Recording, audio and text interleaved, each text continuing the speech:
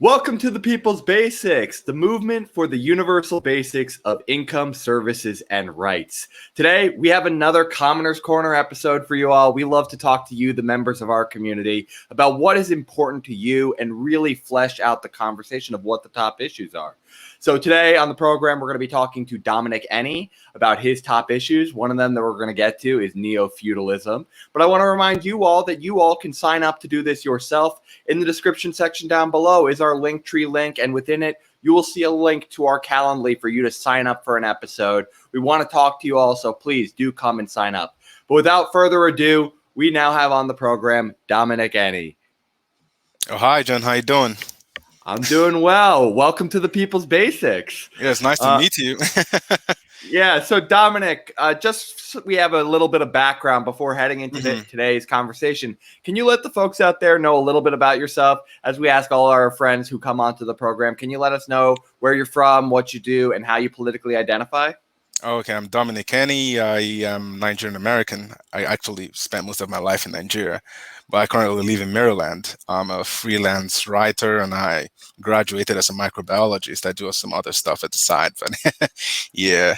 And I identify as a humanist. I'm not really much into ideologies, to be honest. I find them to be limiting. Yeah, So, I think it sometimes is a downside to try and arbitrarily restrict ourselves to these boxes when it's like, you have to accept all of the premise of previous thinking when we know that constantly over time, it's an evolution of combining different thoughts as well as new thoughts altogether. yeah. And so I would love to hear in your definition of what humanism means, because I think it can mean a lot to a lot of different people, but it obviously means caring about humans. Could you speak a little bit more specifically about what humanistic concerns you have? Well, in my view, I think humanism would be, the belief here. It's an ideology that would believe in the creation of a society that guarantees the most happiness for the most individuals. And I think, if you look at it like profoundly, I think in a way it ties even into environmentalism, and a lot of things. It just placing the human being as the central factor in determining how a society turns out, and just guaranteeing that people, like trying to create a society that guarantees the most happiness for people. In my definition, that would be humanism. Yeah. To me, that honestly sounds a lot like utilitarianism, to me. The notion of just trying to maximize people's utility or, as you just said, happiness. That's what we called it in the economics realm, as an economics major myself. But I think that's a very interesting philosophy. And so I'd ask you, what do you think are the driving factors in society that are determining happiness? Like on a macro level, how do you think, obviously, we can help people live happier lives than they are today? Well, I would say, happiness means a lot of things to different people, and you cannot actually guarantee happiness. You can only create an environment, foster an environment that, that people have the greatest possibility to pursue happiness, because happiness is an individual journey. But I would say, the basic things, especially, having a house, people having something to eat at least, and also having providing people with opportunities that they seek. Having those things so that people who want to make a meaning out of their lives can do so without much ado, and also rewarding hard work, and also protecting those people who cannot take care of themselves. I think that kind of environment would foster, it to provide individuals the environment that they can just pursue happiness, whatever happiness means to them. Yeah, I think that's very common sense because that's what we're working on here. We agree that there should be some basic level of subsistence that people get, as you bring up food and housing. As well, we shouldn't be arbitrarily restricting people to have their hard work be rewarded. If you are innovative and hardworking, you should reap those benefits upon that. But, as finally, not everyone has that ability to necessarily work as hard. As you mentioned, there are groups, the disability community, who need their assistance. And so I want to ask you, to be able to do those things, how do you think we progress to a society that has that? What do you think is the limiting factors that is not taking this common sense and saying, okay, let's just do it? Like, why do you think there are people who are not as in favor of having these kind of like universal basics? Well, I think a lot of people are, are selfish, to be honest. And in fact, this is one of the greatest flaws in humanity, is that people want the best for themselves and they don't really care about other people. But the fact is, as a society, this is like a group project. Without a society, there's no individual. But without the individual, there's no society. If you have a solitary person, a solitary figure, and you throw that person into the jungle and tell them to go live by themselves. Even someone that's these billionaires who have all this wealth. If you left them alone in the world, they wouldn't be able to have the kind of obscene wealth they have today. So I think a lot of people have this selfish mindset. They think society should just work for them, or we don't actually owe other people's stuff. But the truth is, this is a group project. The reason why we come together as a society is because we lack the abilities to just create an environment that fosters happiness by ourselves. We're not omnipotent, we're not omniscient, we're not omnipresent. We need other people to compensate for the lack of abilities. It's just Yeah. it's I a group mean, project. this kind of goes back, I think, a lot to how you originally framed this as humanism. To Hmm. me, this kind of talks about what inherently is our strengths as human. Our strengths as human is we are relatively capable in using tools on ourselves. Hmm. Two, we have great social abilities to people. We have Yeah. the ability to use language very well as being a group that has a lot more, communal living than some other species do. Yeah. And then three, we have the ability to work hard. We are a species that has a unique sweat ability. So when it comes to outrunning things back in the old days when we used to hunt before we had all this technology, the way we Yeah. actually successfully killed things is we just marathon ran them down. The Hmm. animals simply got tired out and we killed them. So what Yeah. do? We work hard. And so that is something that we should be using as well. And so I always think, why don't we embrace what humans are good at? We should be embracing the technology in our tools. We should be embracing our social ability to be able to work together. We should be Hmm. embracing our ability to work hard and sweat and get done what we need to get done. And Yeah. I think that is inherently what you're kind of describing as humanism. Yeah, And I mean, yeah, I mean, to a great extent, that's what I mean. And also, there's also another thing I also find troubling with society is that, we don't really appreciate what we have until we actually lose it. And a lot of things, I believe that the more affluent a society becomes, the better the lives of the people who are living there, you know. And the fact is that we don't actually permanently, seal certain things. Like I just believe, like the way we have a constitution that guarantees our human rights, we should have a kind of constitution too that also, I wouldn't call it a constitution, but a contract, that guarantees our social rights, which means things like welfare should not be rolled back. If anything, it should be improved upon. You understand what I mean? Because I watch the news a lot, and I hear people talking about repealing social security, or like making welfare slimmer, and targeted, what they call it, means tested welfare, to make it yeah, more means tested, so it gets to less and less people. And I find that a little bit troubling, because it doesn't bode well for society in the future.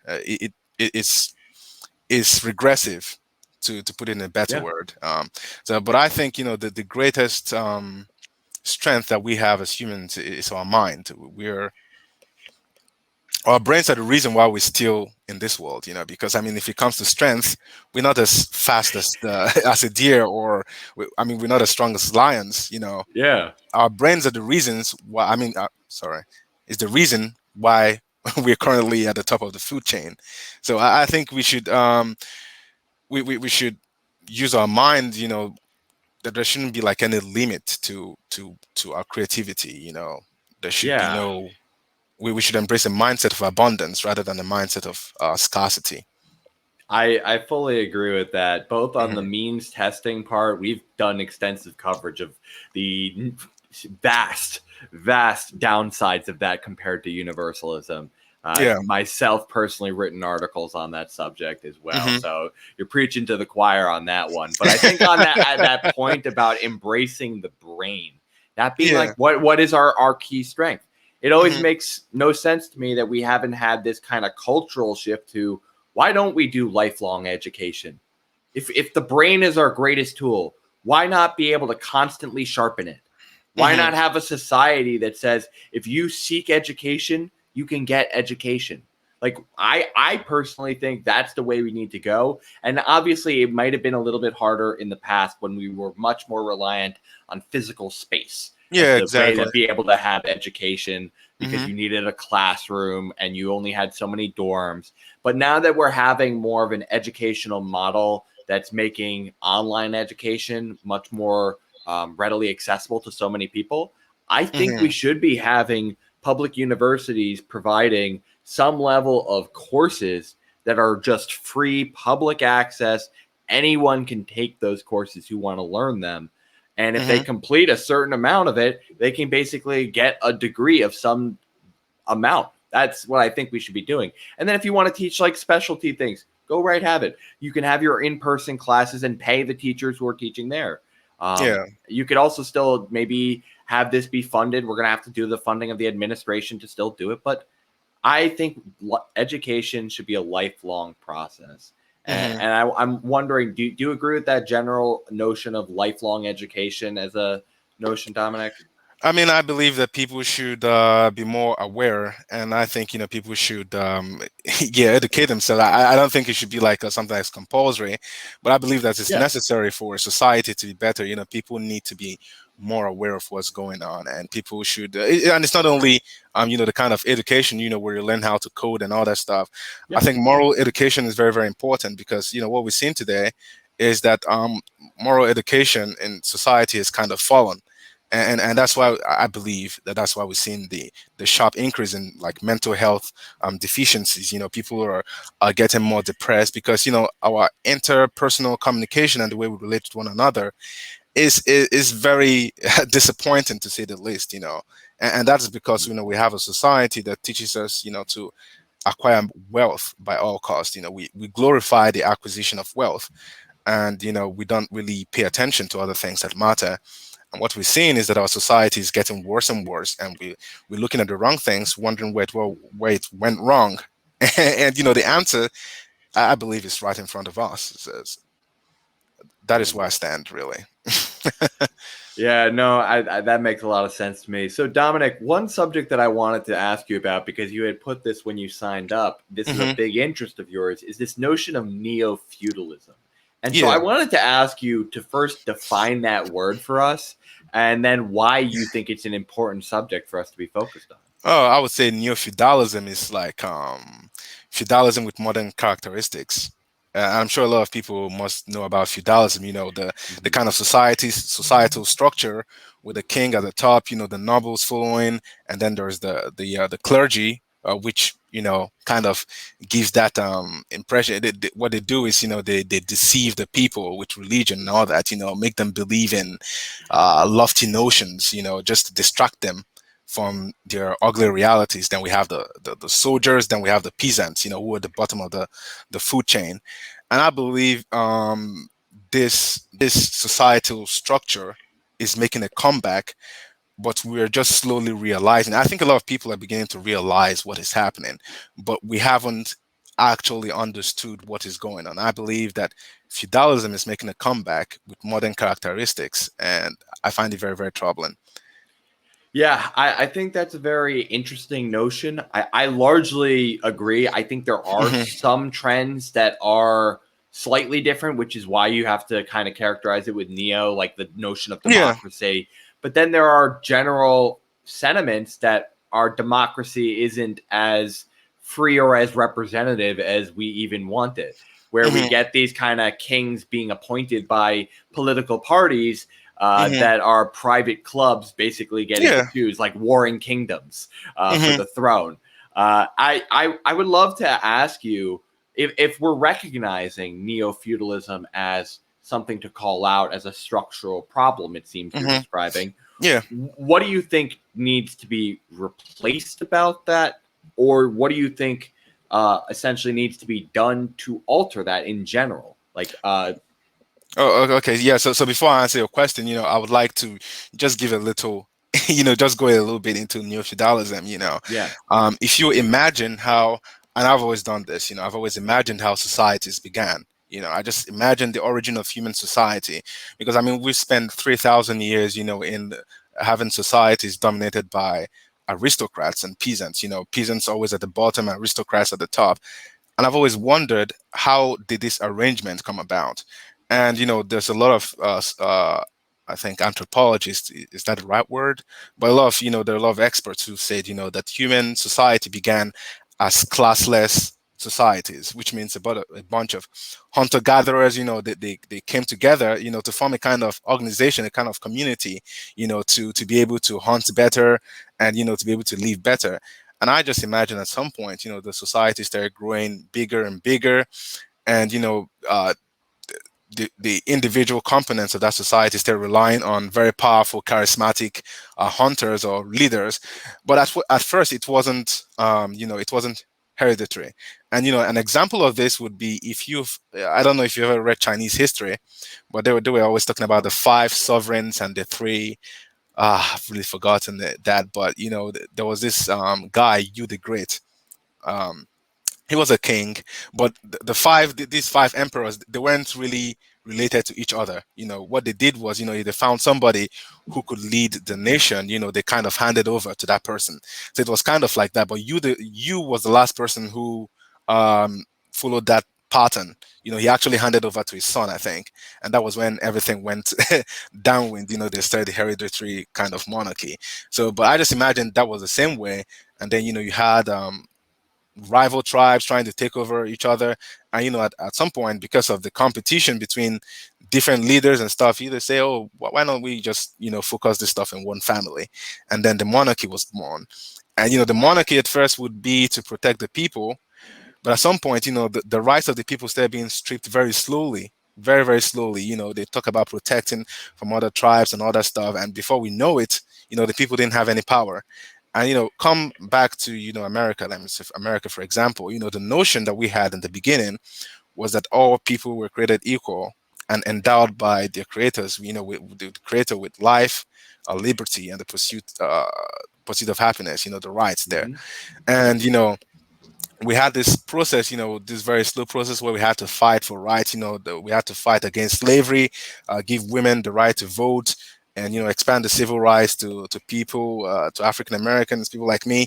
And for a time, it seemed everything was going well, but at some point, it just that, like, we have been blindsided, we've been blindfolded that our rights are being stripped very, very slowly. We're having corporations, they're having more influence in our society, and they are becoming like a modern nobility.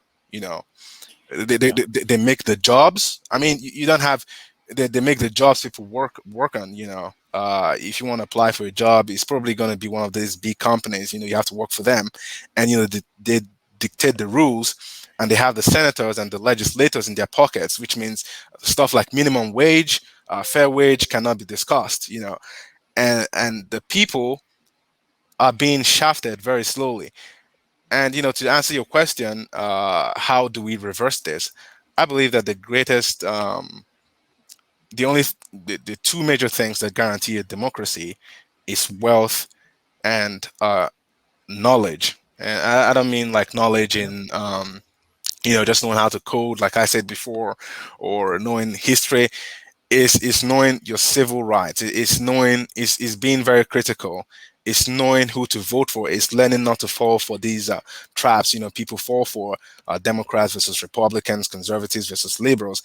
I believe it's a shit show, kind of. I believe it's a distraction, a very big, glorious distraction, because these 2 parties, almost like it's almost like you just prop up 2 things and just distract people. And people are just busy fighting one another, while the damage being done is unnoticed. and the damage is going on and on. I mean, I believe that not too long ago it was revealed that Bezos wasn't paying any taxes. Yeah. And this is, and going to the future, with the advent, with technology proliferating, I believe that it's going to be easier for people who are wealthy and people who control these resources to be able to impose their will on the general populace. The computer you own, you could be spied on. They know your health record. They know where you go to school. They know what you eat. They know what you think. It's very easy to control people in that kind of situation. And I believe we have a limited window period where we can do something. If we don't do anything, the truth is we're going to become a feudal society in all but name. We're going to be a democracy in all but Yeah. name. Yeah. I mean, you basically described, I mean, largely what I completely agree with, but in this notion of concentration of power, Hmm. it's kind of, you have these two cycles in this current society. Power begets more power. It's very easy to use your wealth to be able to make more wealth. Simply Hmm. investing it will make you incomes beyond anyone can make with their labor alone. Hmm. And so it comes to this notion of, likewise, you have the downward cycle too. Poverty is expensive. Having to get the loans to get necessarily, bills paid on time, having your health deteriorate because you can only afford crappy, low quality food. Hmm. There are so many factors that kind of are exacerbating this. And I think accurately called out that there are issues in both parties and that sometimes it does become somewhat of a distraction. But what do we do if it's not through electoral politics? Is it through just direct action, helping each other in our own communities right now? Is it through alternative parties? Is it through revolution? Because, like, what do we do? Because I think you've done good on the issue identification, but what Yeah. do you think is that, like, next step of what do you actually do about something like that if you I, recognize that? yeah, I think number one, we have to be very honest with what we want. Number one, we need to be very honest about what we want. And secondly, we need to be more aware. Like I said, people need to stop falling for these distractions. I was talking to my friend the other day, and she was talking about her disappointment, with what the Democrats are doing. And we have this notion that only the two-party system works. It's almost like someone in an abusive relationship who believes that the person they're in the relationship with, even though that person is so bad, is the only person that can understand them, is the only person who is right for them. We are in an abusive relationship with the two-party system, and unless we break the cycle, nothing's ever going to change. We believe that our only choices are the Democrats and Republicans. I believe this to be untrue. And going back to the point of what you asked, what we can do, I said, number one, being aware, and awareness also plays into the fact that I think, we talk a lot about white supremacy, and we talk a lot about illegal immigration, but I think a lot of people kind of misunderstand the biggest problem in our society, which is class warfare.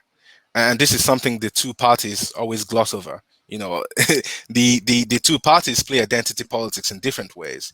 Yeah. The Democrats, they turn um, groups, demographics against one another, the white versus the colored people and all that stuff, while the Republicans do it like international, on an international level. Is the illegal immigrants who are taking all the jobs, is the cartels, they're doing all the damage.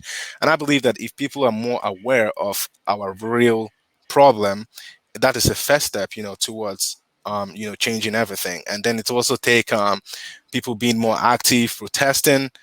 And by what I mean protesting, I mean really protesting, showing people, showing the people who are in power that this current setup can no longer be tolerated anymore. The downside of revolutions is that you can never know where it blows. Revolutions I feel with Yeah. it's always it's always inspired by demagogues. If we're being honest, if you get the wrong person leading a revolution, and we're always going to get the wrong person leading a revolution. It's always going to go south. You dreaming of a utopia and you end up getting a very cruel dystopia. That's what's going to happen.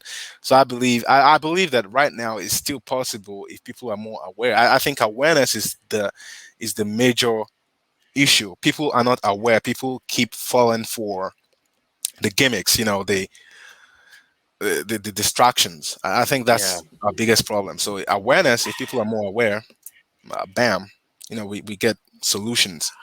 Yeah, and I mean, hey, that's what we're trying to do here ourselves on this Hmm. program is to be able to spread more of that awareness. And I will Hmm. say, I do lament, obviously, some of the Democrats and some of my disappointments upon the party. But I will also say this very clearly: not all Democrats are alike.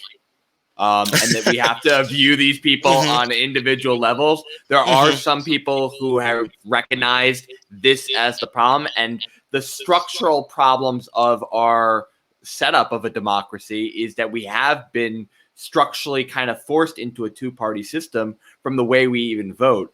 And so my big thing is I am definitely an independent at heart, but I work with the Democratic Party because I want to achieve one big goal.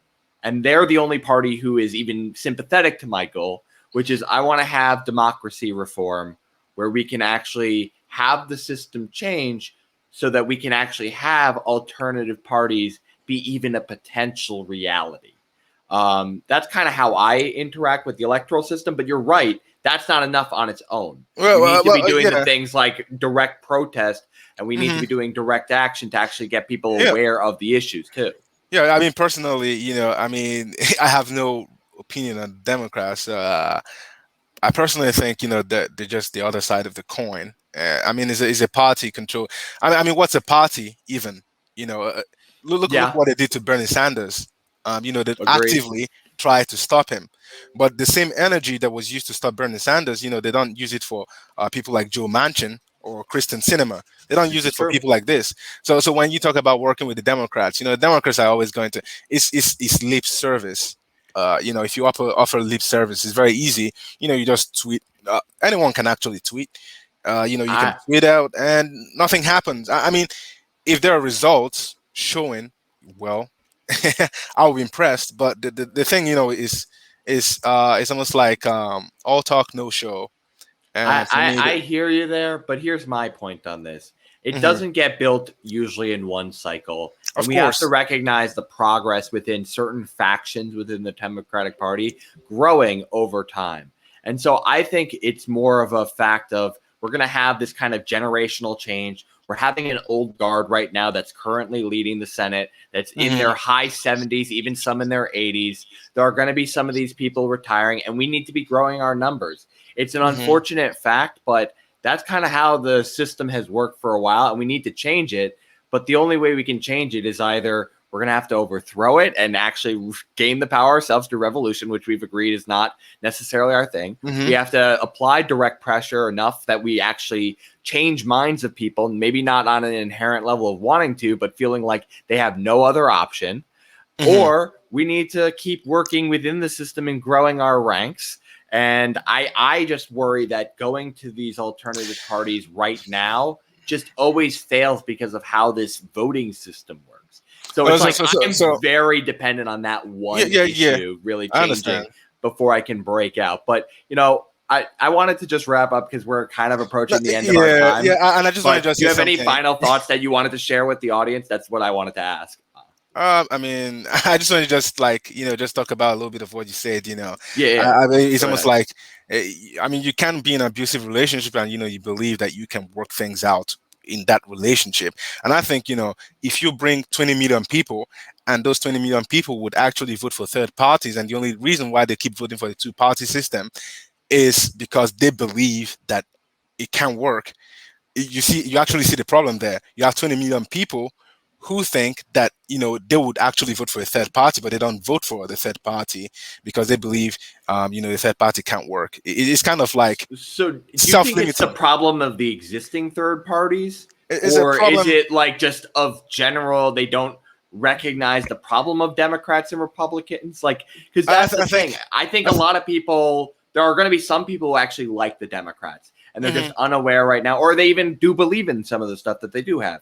And then there are going to be some people who are unaware, and then there are going to be some people like myself who feel like we need to work kind of in this structural trap, that we're going to harm ourselves by allowing, frankly, in my opinion, a worse alternative right now in a party. Yeah. I know you say two sides of the same coin, but I think we can say that there are some objective differences between the two. Oh yeah. I mean, yeah, there are obviously. I think the Democrats are actually better than Republicans, but it's the bare minimum. I mean, that agreed. And I think the thing is, I want to be dragging these people forward, getting the change I need before we start doing big moves. I think there's going to be some generational change. Yeah, the Republicans are actually batshit. I think they've actually gone from being a neoliberal party to becoming a cult, kind of. They're obsessed over Trump, their leader, and I just think they've gone too far.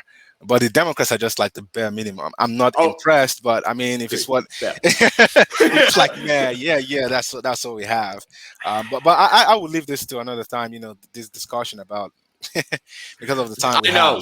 Honestly, that could be a debate all day that we could go at. So, Dominic, we want to welcome you back another time to do that. But do you have any final thoughts you want to share? Or we love to give our guests at the end of every episode the chance to turn the tables. Do you have any questions you want to ask me as we're wrapping up today?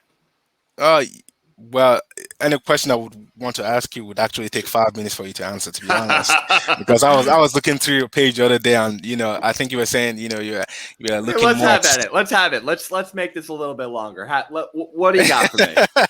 Oh yeah, I mean, you were talking about the other day. You were kind of leaning towards, I think, communism or socialism or something like that. Yeah, socialism, not communism. Oh, socialism. Yeah. So I just wanted to. I was curious why.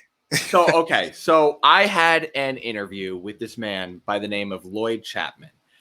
Wonderful guest. We'll have an episode with him coming out when we do our Small Business Month in August. Okay. But in this interview, he brought up a lot of details about how we have this control, as we've been talking through this episode, of large businesses having a stranglehold over our government. And so in the inherent system of capitalism, it's not just all inherent businesses are evil. It's this concentration of power into the certain hands of multinationals as well as super large businesses. And they're strangling not just people, but small businesses themselves. And so when you look at the allocation of what the government is giving in terms of procurement from different businesses, there is a law on the books saying that they should be giving 23% at least to small businesses. However, right now, they're at 3%. And the inherent reason that this is happening is that there is this capital infusion that has corrupted Washington, D.C. to buy out these politicians. And this becomes easier and easier to do as you have capital accrual into these large businesses. Of course. So as they're automating away labor and reducing their costs and not providing any net new jobs, like basically zero net new jobs is the statistic that Lloyd gave us, and small businesses are dying in America, I had to ask myself, what is necessary for us to be able to actually address the problem? And, as an organization ourselves, we run democratically. The people who work at our organization at the People's Basics have equity within the organization, have voting rights within the organization. We run as a democratic organization, and the workers have ownership in the business. And I think to myself, why can't that be a model that's spread to more people, where workers at least have ownership in their business, where you have these mega corporations right now giving out tens of millions in compensation to their C-suite, where you have a ratio of thousands to one, basically the lowest worker to the C-suite people. And it's basically draining all the capital to just these people. And I'm thinking, how do we change this? It's not necessarily a state socialism where we're going to have a command economy. No, I don't believe in that. But I do believe fundamentally that we need to have workers having more ownership over their businesses. I also believe that we need to be having a system that is redistributing benefits to people, so that when you have a system that is naturally creating inequality, it's getting redistributed back. And so these things make me think, okay, maybe socialism is something to at least explore more. Do I want to embrace it full-heartedly? No, but I used to be someone who was a democratic socialist. I used to go to the meetings. I did have some conflicts with the groups that I attended in northern New Jersey, and so I ended up leaving it. And I've always been more of a socially democratic individual, believing that we can just focus on building up. We could have private enterprise, and that not every industry needed to be nationalized or 100% owned by workers. Maybe you could have a balance of 50%, or at least have some equity compensation plan. But now I'm considering it more, Yeah, and so I'm that's actually, why I had that I've revelation. I've actually been theorizing an economic, theory kind of that I've been working on for about 7 years now, and I think he's probably gonna. I think it's probably gonna impress. There's probably gonna be a lot of people who think it ridiculous in the beginning stages, but I think a lot of people are gonna catch on. And the reason why I brought about neo-feudalism, and even I think if you look in the stuff I sent to you, I also talked about fair wages, was actually because of that tweet of yours I saw. So I was like, yeah, why not I bring, that stuff up with you? And, Yeah, no, I maybe, love it. yeah, And so because when you have that economic theory, we can have a whole new episode just on that topic. I love to hear what you got. I actually have it, but yeah, I'm actually expanding. I'm trying to expand it more. But I mean, it's almost practically done. So but I think it may sound a little bit stupid, but I just feel like maybe I should build up my profile more before I get it out there. Otherwise it's just going to be lost in all the It's noise. always a chicken and the egg thing. Having Yeah. the thing versus having the platform already. But Yeah. yeah, Dominic, this was a great conversation today. Thank you for stopping by the program to talk about neo-feudalism as well as so much more that we talked about today. Yeah, I appreciate Do it. you got any final words you want to give to the People's Basics audience out there? Well, I mean, I have a podcast. If you want to listen to some of my thoughts, I have a podcast on Anchor. It's called Secularis, Secularis. Yeah. So, and I think, I just believe that what I'm going to say as a closing line is that we have more in common than what divides us. I mean, there's a lot that unites us than divides us, and we should start seeing where we have, our areas of commonalities. We should start looking at those things rather than the things that divides us, because I believe in the end that we want a better society for ourselves, and I mean, we might as well just work together to achieve that. Yeah, I couldn't agree more. Yeah. So, Dominic, thank you so much for coming on to the program today. We look forward to talking with you again soon in the future. All right. Thank you very much. Okay. So, everyone, that was today's episode of the People's Basics. This has been another of our Commoners Corner segments. We want to encourage you to do as Dominic did today. Come sign up for the program. The description is down below. It's in our link tree. You can find our link in Calendly to sign up, and you will find so much more in our link tree as well. Also, as a reminder, if you're watching this on YouTube or one of our audio podcast platforms, please subscribe so that you're notified whenever we have new episodes. So with that being said, people, I hope you do have a great day out there. And as always, my universal people, I hope you stay classy out there.